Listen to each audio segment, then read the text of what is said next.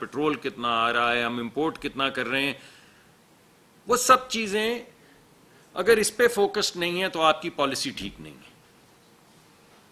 تو ہر وزارت کو جو ہدف دیا گیا ہے وہ یہ ہے کہ آپ نے اس ملک میں غریب لوگوں کی خدمت کرنی ہے, ان کے لیے روزگار پیدا کرنا ہے, ان کے اوپر مہنگائی کا بوجھ جو ہے اس کو بتدریج کم کرنا ہے. یہ ہے جناب وہ 2 اہداف یا 3 اہداف جو ہر وزارت کو دیے گئے ہیں. وزارت کے اپنے اہداف ہیں, کسی کو بجلی کی لوڈ شیڈنگ کا دیا گیا ہے, کسی کو گیس کا دیا گیا ہے, کسی کو سرمایہ کاری کا دیا گیا ہے, لیکن اس کے پیچھے جو ہمارا کابینہ کا وزیر اعظم کے جو 2 یا 3 اہداف ہیں وہ میں نے آپ کے سامنے پیش کر دی. ہمارے راستے میں بہت سی مشکلات آئی ہیں. ہم اکثر ایک دوسرے کو مورد الزام ٹھہراتے ہیں کہ نہیں میری حکومت نہیں, ان کی حکومت تھی, ان کی حکومت نہیں, ان کی حکومت تھی. لیکن یہ بنیادی بات تو طے ہے نا کہ ہمارے راستے میں بہت سے کٹھن مراحل آئے ہیں. ہماری ایک بوم اور بسٹ قسم کی اکانومی ہے, ذرا ہم بڑھتے ہیں 5-6% تک پہنچتے ہیں تو پھر کلیپس کر کے 0 پہ آ جاتے ہیں, 1% پہ آ جاتے ہیں, پھر آہستہ آہستہ بڑھتے ہیں. تو وہ پرابلم ہے ہماری سٹرکچر جو بنیادی طور پہ اکانومی کا ہے اس میں ایک پرابلم ہے. ہمارے ہاں سیلاب بھی آئے ہیں, ہماری حکومت میں بھی آئے ہیں, اس سے پہلے بھی آئے ہیں, زلزلے بھی آئے ہیں, ان کی وجہ سے ہمیں بہت سی مشکلات کا سامنا کرنا پڑا ہے. بین الاقوامی سطح پہ جو یہ جنگیں ہوئی ہیں, چاہے وہ روس کی ہو, چاہے کوئی دیگر جنگیں ہوں, یا انسٹیبلٹی مشرق وسطیٰ کی ہو, اس کی وجہ سے بین الاقوامی منڈی میں ہر چیز جو مہنگی ہوئی ہے, یعنی امریکہ کیا اور یورپ کیا, ہر جگہ کے اوپر جو انفلیشن ایک دم آئی ہے, جس کو وہ یہ کہتے ہیں پتہ نہیں کموڈٹی سائیکل, کہ اس کے اندر ایک بے انتہا ہر چیز کی قیمت بڑھ رہی ہے, اس کا بھی سامنا کرنا پڑا ہے. لیکن اس کے باوجود یہ پچھلے 16 مہینے اور کچھ مہینے جو اب ہیں, میں آپ کے سامنے یہ مقدمہ رکھنا چاہتا ہوں کہ ان اہداف کو مد نظر رکھتے ہوئے ہم آہستہ آہستہ اس منزل کی طرف پہنچ رہے ہیں. آپ کسی بھی حوالے سے دیکھ لیں, پچھلے سال ہماری جو ترقی کی شرح تھی وہ 0 یا اس سے بھی تھوڑا کم ہو گئی تھی. اب ہم کہہ رہے ہیں کہ تقریباً 2.5% تک ترقی کی شرح اللہ نے چاہا تو چلی جائے گی. ترقی کی شرح کا کیا مطلب ہے جی؟ ایک عام آدمی کو, غریب آدمی کو ترقی کی شرح سے کیا لگے؟ ترقی کی شرح سے غرض یہ ہے کہ جب ترقی ہوتی ہے تو نئے کاروبار کھلتے ہیں, یا پرانے کاروبار جو ہیں ان میں بڑھت آتی ہے, تو لوگوں کو روزگار, لوگوں کو نوکریاں ملتی ہیں. ہر سال ہمارے بچے بچیاں جو ہیں کالجوں اسکولوں سے نکل کر آ رہے ہیں, ان کو نوکریاں ملتی ہیں. اس وجہ سے ترقی کی شرح ضروری ہے, اور اس وجہ سے میں آپ کو بتا رہا ہوں کہ ہم آہستہ آہستہ, میں آپ کو یہ نہیں کہہ رہا کہ ہم اس منزل تک پہنچ چکے ہیں, لیکن میں صرف اس بات کا عندیہ وزیر اعظم کے بہاف پہ آپ کو دینا چاہتا ہوں کہ ہم آہستہ آہستہ ترقی کرتے اس منزل کی طرف جا رہے ہیں.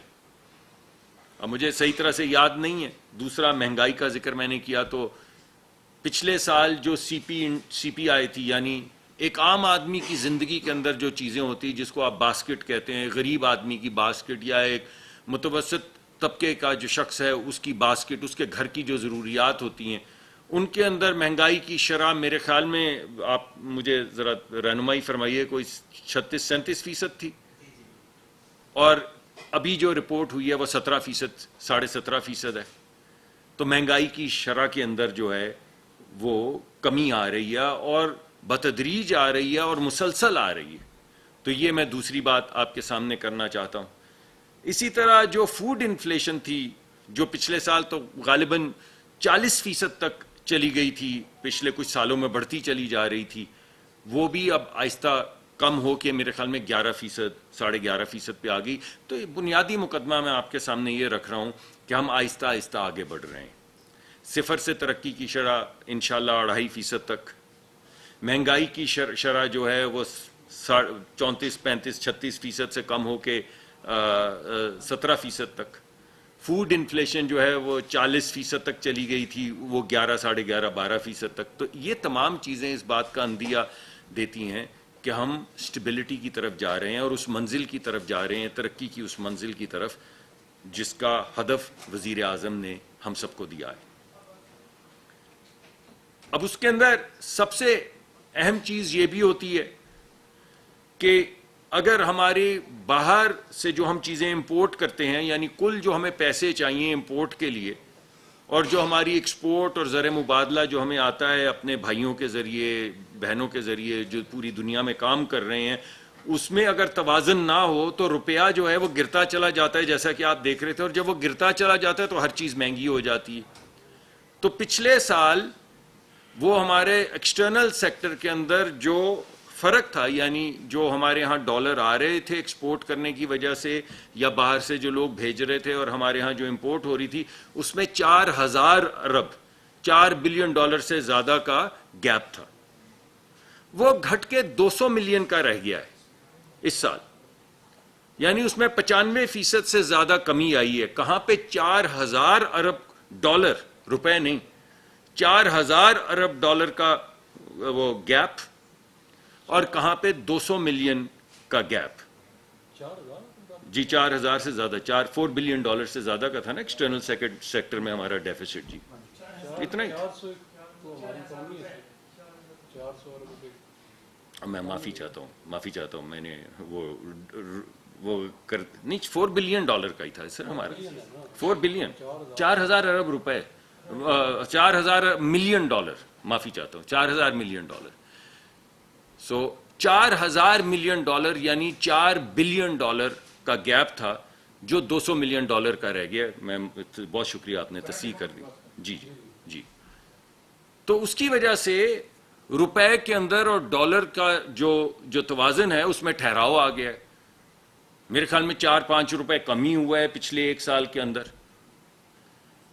اس کی وجہ سے ہمارے پاس وہ سپیس پیدا ہوتی چلی جا رہی ہے جس میں ہم پیٹرول کی قیمت کے اندر بھی جب ہمیں موقع ملتا ہے تو ہم اس میں کمی کر دیتے ہیں، اور جس حد تک کمی کر سکتے ہیں اس حد تک کمی کرتے ہیں.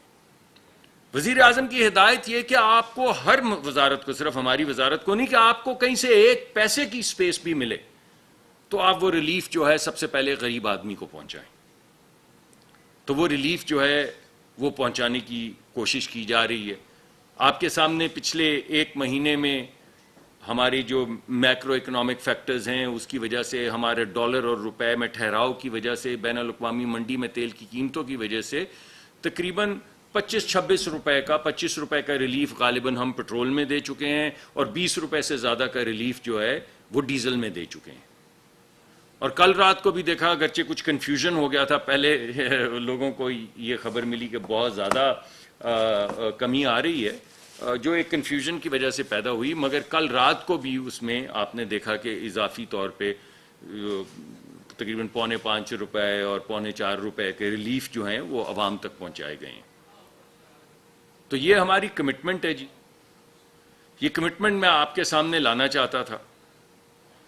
یہ آپ کسی بھی زاویے سے دیکھیں تو یہی ہماری کوشش ہے، چاہے وہ پیٹرول ہو جو میرا محکمہ ہے تو میں اس کا ذکر بعض مرتبہ لاپ سائیڈڈلی زیادہ کر دیتا ہوں، لیکن اصل بات وہی ہے کہ پیٹرول کم ہو تو کیا ہے، پیٹرول کم ہو تو مہنگائی کم ہوگی نا، مہنگائی کم ہوگی تو لوگوں کو ریلیف ملے گا. اور امیر آدمی کو تو چلیں اللہ اس کو اور سہولت دے، اس کا گزارا ہو جاتا ہے، لیکن غریب آدمی کے لیے یہ سہولت بہت زیادہ ضروری ہے. تو میں آج آپ کے سامنے یہی بات کرنے کے لیے حاضر ہوا تھا. نمبر 1 وہ کیا اہداف ہیں، 2 یا 3 اہداف، 50 نہیں، جس کے ارد گرد پوری معیشت ہمارے ملک کی گھوم رہی ہے، جو وزیر اعظم کا اصل مقصد ہے. وزیر اعظم کی زندگی کا اصل مقصد ہے غریب آدمی کے لیے اسلام